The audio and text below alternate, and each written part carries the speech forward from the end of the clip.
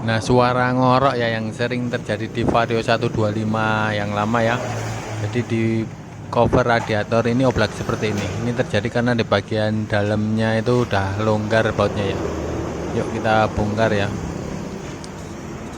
Kita lepas dulu covernya. Tinggal kita buka ketiga bautnya ya menggunakan kunci T8.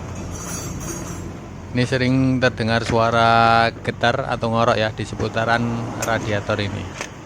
Untuk Vario old ya atau Vario Techno yang lama sering terjadi masalah seperti ini. Di bawah dudukan cover radiator ini oblak ya, ada 3, satu di bawah. Perhatikan bautnya itu. Nah, oblak seperti ini. Ini menyebabkan suara getar ya atau ngorok saat digas di seputaran radiatornya. Tinggal kita kencengin menggunakan obeng plus ya. Yang pertama, yang kedua di sini bautnya.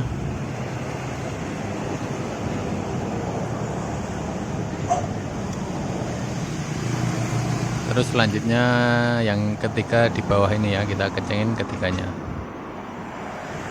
Nah, perhatikan udah kenceng kembali ya. Selanjutnya tinggal kita pasang kembali covernya dan kita kencangkan kembali ya ketiga bautnya menggunakan kunci T8.